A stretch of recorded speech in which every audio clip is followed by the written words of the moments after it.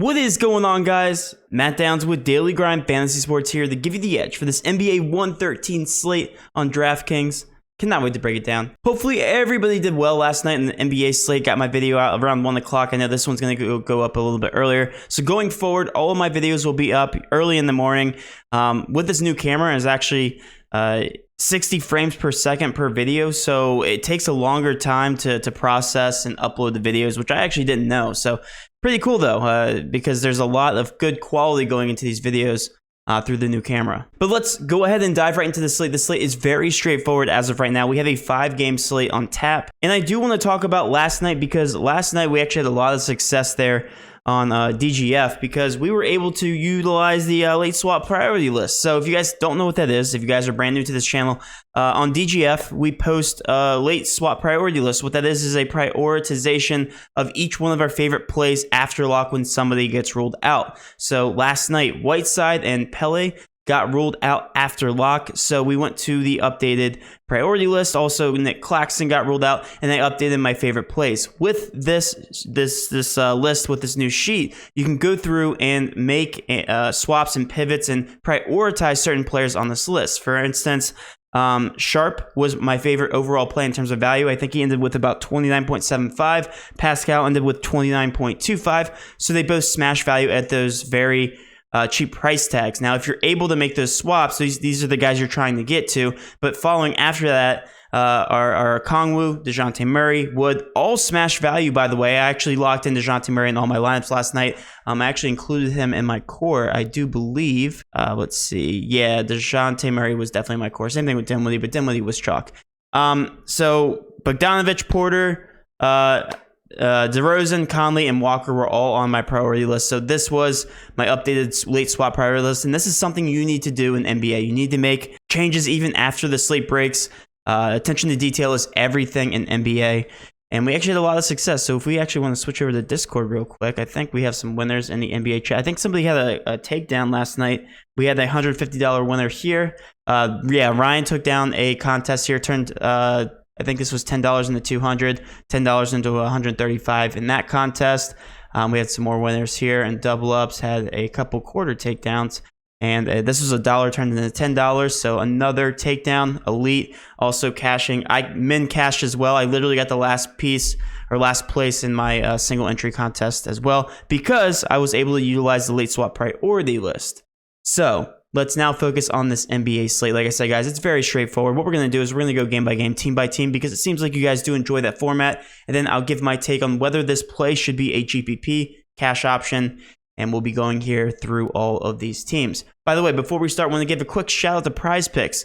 Enter code using DGF for 100% match up to $100. I'll be going through some of my favorite Prize Pick entries here throughout this video. Prize Picks is an application where you simply hit the over or under on any certain fantasy point projection or player props. So I have a couple here I'm keeping my eye on, and I'll be giving you guys my favorite plays here throughout this video. So let's now focus on this very first game, the Golden State Warriors versus Milwaukee Bucks. This should be a good game, very good game.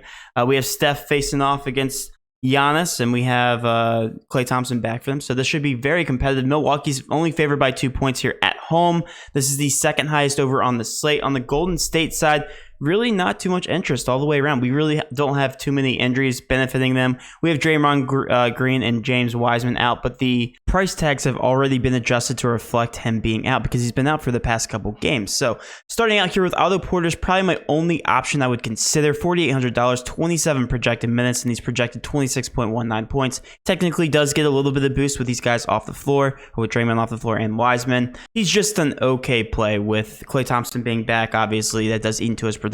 So Otto Porter, really the only guy I would consider. The rest of the guys, Steph Curry, 11-2. That price tag is way too high for my liking. Klay Thompson, it's played back-to-back 20-minute games, so we can only assume he's going to play 20 minutes again. He's been shooting a lot, been trying to get acquainted into this offense here pretty quickly. He's $5,900. I would not take a stab on him. Again, big GBPs only for the rest of these Golden State Warriors. However, with Milwaukee, we know that Drew Holiday is still out.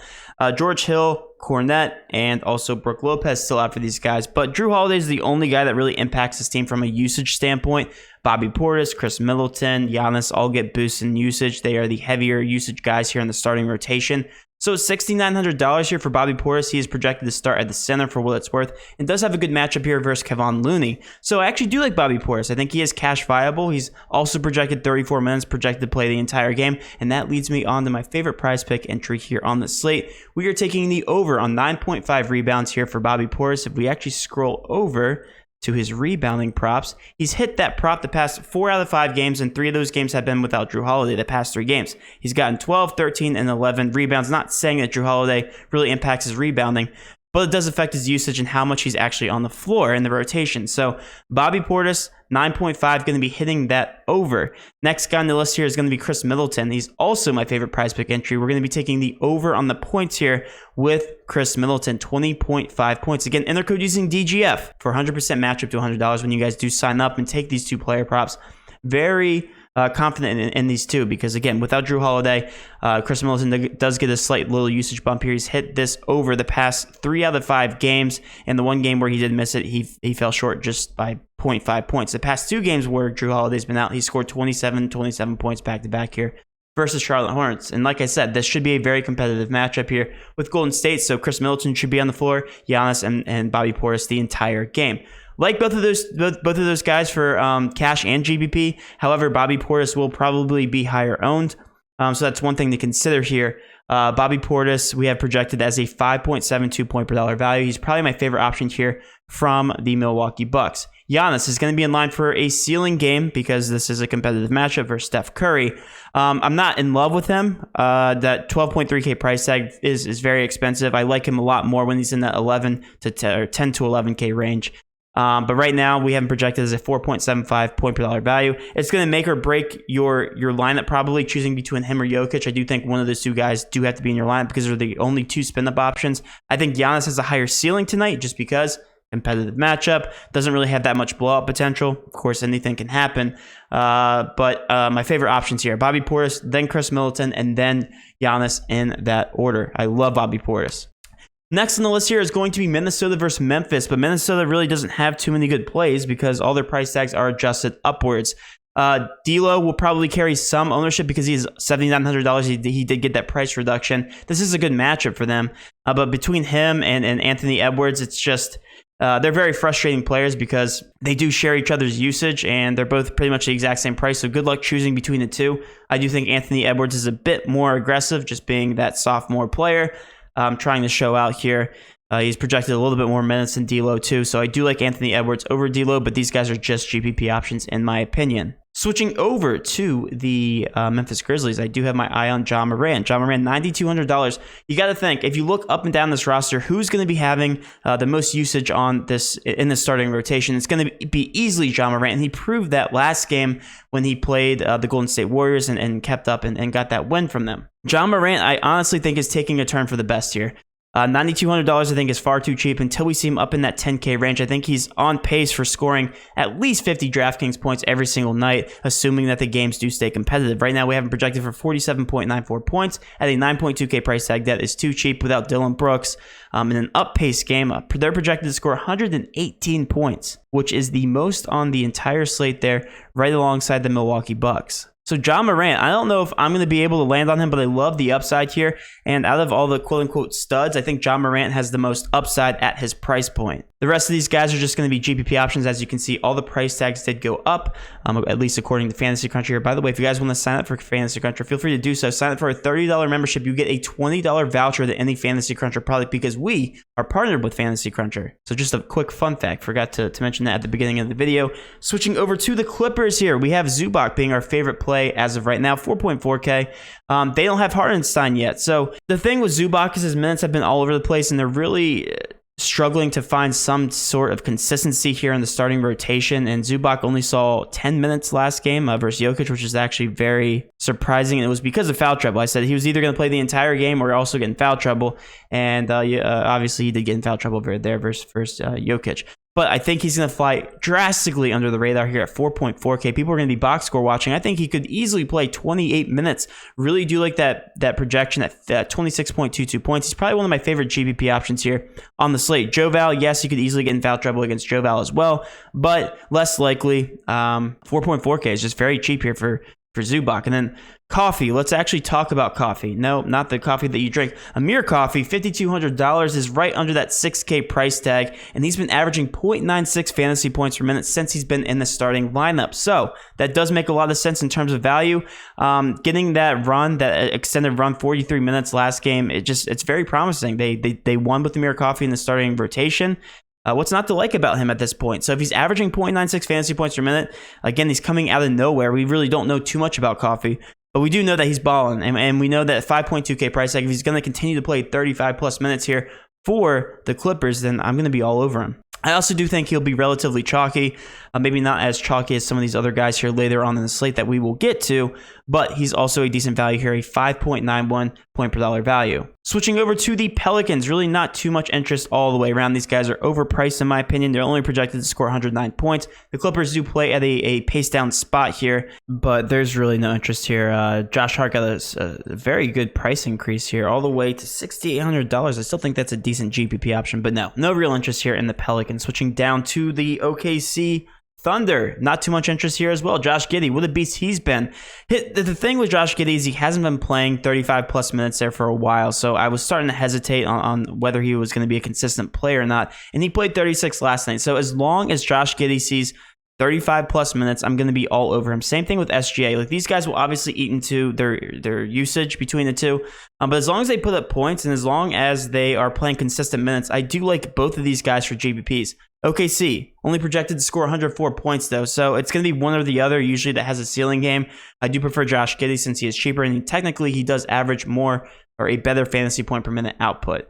Switching over to the Brooklyn Nets, this team is going to be a little bit confusing tonight. We have a lot of pending injury news here with the Brooklyn Nets. Nick Claxton, the guy to watch if he is ruled out. Day'Ron Sharpe is a beast fantasy point per minute wise. He's averaging over, I think it is 1.2 fantasy points per minute. Let's take a look here. Oh yeah, Sharpe, 1.26 fantasy points per minute, and also has a 24.4% usage rate. So that's actually pretty crazy here. For the center position, a 3.3K price tag. He did play 22 minutes last night without Claxton. He did foul out, so it will be interesting to see how many minutes he does play here if he doesn't foul out, if he stays out of foul trouble. They're projecting him to play 19 here alongside Claxton, so I don't hate him regardless. But if Claxton does sit, Sharpe should be one of the chalkier guys and one of the more obvious plays here on the slate. So all pending that Nick Claxton news, Sharpe is going to be a automatic lock if Claxton is ruled out. But the rest of these guys, really no interest. All these price tags are still all the way up. Kevin Durant, 11K, should not be that, especially playing alongside Kyrie Irving and James Harden. But as we know, Kyrie Irving is not playing tonight either. But if you just compare the price tags here of James Harden and Kevin Durant, they're still pretty pricey there, especially going against OKC, which should be a pace down spot here for the Brooklyn Nets. Last but not least, we have the Mega Chalk team. This is the team to focus on. This is where you should start all your builds as of right now, of course, pending that Claxton news. Also, this is the last game on the slate, so you should be reserving a lot of spots. If you have to pivot to Sharpe, then you can do so by holding placeholders here for the Portland Trailblazers. Let's start out by talking about Dennis Smith. He is projected 35 minutes to start at point guard. There's no reason you should be fading Dennis Smith. He should have the ball in his hand. He's a heavy usage player. A lot of minutes. This is the most obvious play on the slate by far. He's also averaging 0.96 fantasy points per minute. Again, no reason to fade this guy. Dennis Smith, 4K, lock him in. Nasir Little is also another very good play. In terms of strictly scoring, it's going to be Nurkic, then Little, then Dennis Smith there in the starting rotation. I love all three of those players in terms of their upside. However, Nurkic is also the most expensive, then followed by Little, and then a drastic drop off here to Dennis Smith at 4K. So yes, I do think you need to lock in Dennis Smith. I also think you need to lock in Nasir Little. I think Nasir Little, as long as he sees over 35 minutes, should easily hit that price point at 5.6K. We haven't projected to hit it to hit 36.75 points. CJ Ellaby, let's talk about him here. Projected 23 minutes. However, with him, he is a very good fantasy point per minute player. So when you take all the guys off the court that are on the injury report here for the Portland Trailblazers, Ellaby is scoring an average of 0.83 fantasy points per minute. That's very good here for a 3K price tag. So I actually don't mind him as a last piece GPP punt. So what you can do is you can place hold him and then also pivot to Sharpe, maybe construct your lineup that way. I think that's a pretty sharp play. LOB's not going to hurt you because he has to play minutes, and right now he's projected 23. I think he hits his price point even at 23 minutes if he sees around that that minute projection. And then Nurkic at 7.6K again. Huge foul trouble history with Jokic there. So that's one thing to note. Like as long as he stays out of the foul trouble, he'll be fine because he's going to have to score the basketball. And that's also another reason why I like Nasir Little and Dennis Smith a lot more, because there's always the fact that Nurkic could get in foul trouble, and honestly, he does a lot. So 34 projected minutes there with Nurkic if he does stay out of the foul trouble. I do like him here at 6.08 point per dollar value. And then the rest of these guys are just going to be GPP options, like Ben McLemore at 4.2K. He's projected 34 minutes, so I definitely don't hate that. I think he'll carry some ownership as well. He's just not a productive fantasy point per minute player. He's just a shooter. So as long as he gets hot, I know that price tag does make a lot of sense. I love the minute upside there. And then Robert Covington at a 5.8K price tag. Yeah, fantasy point per minute wise, a little bit higher than McLemore, but I don't think that price tag is worth it. He's probably last in my pecking order in terms of all these players. As you can see, I have him sorted by value. But I'm going to be starting my builds with Dennis Smith, Nasir Little, probably Ellaby as well. And then I'm also going to be throwing in Nurkic, depending on if I get to Jokic or Giannis, because that's going to really come down to lineup construction. I'll actually build some lineups here at the very end of the video for you guys to see where my head's at. Last but not least, we do have the Denver Nuggets. Really not too much interest outside of Jokic. You look at this roster all the way up and down, and they have a lot of healthy guys back. Barton is technically questionable. I believe he's more probable. But these guys are all sharing a lot of minutes. Jokic is the heavier usage guy here at 12.5K. There's no reason why he shouldn't score every point here for this team. These guys do have the largest spread, second largest spread on the slate, so there is some blowout potential here between the Denver Nuggets and Portland Trailblazers. Obviously, the Trailblazers have nobody to play tonight, and they're playing away. So there's a matchup nightmare here with Jokic against Nurkic. I think he has a ceiling potential here. But let's go ahead and do some lineup building. Let's start our build here with the Portland Trailblazers, like I said I would, with my two favorite plays. So let's go with Dennis Smith, Nasir Little. Let's hold off on Ellaby. Let's actually take a look at the value board. Some other plays I do like. Let's assume that Nick Claxton is out. Daron Sharp will lock him in at center. I do prefer him over Nurkic, assuming that Claxton is out, and I do want to get to Coffee at shooting guard because of the lack of shooting guard options. Probably want to land on somebody like Portis too, but there's so many center options. So let's see what our builds are looking like here when we crunch by my projections and put this to 49,800. And bada bing, bada boom, let's break down our lineup. We have John Morant, Coffee, Anthony Edwards, not really a fan of. We have Sharp, Smith, Giddey, Nurkic. Okay, that's a weird looking line. Let's lock in some more plays. I do like Ja. I think Ja's a fantastic play tonight. Let's see what happens when we lock in one of these studs. Let's go with Giannis in the first game. I do think we need some Milwaukee exposure here. So then we have Higgy as the last piece, Bobby Portis, Giannis, Amir, Coffee. Okay, that's actually not that bad of a lineup. The only guy I don't like there is going to be Iggy. Let's actually lock in Jokic. Let's see what Jokic does. I don't know. I don't even know if that will give me a last good punt play. Oh, I really like that lineup. Okay, so we have John Morant, we have Coffee, Giddey as a last piece, and I'm not going to complain about that. Little, Sharp, Smith, Ellaby is the punt play that I was looking for, and then Jokic. Oh man, that's a very good lineup. Okay, so that's the kind of direction I'm going in, guys, and hopefully you did enjoy this content. If you did, please do hit that subscription button, notification bell, and of course, smash that like button for all of our future NBA content. With all that being said, have a great rest of your day, and let's cash.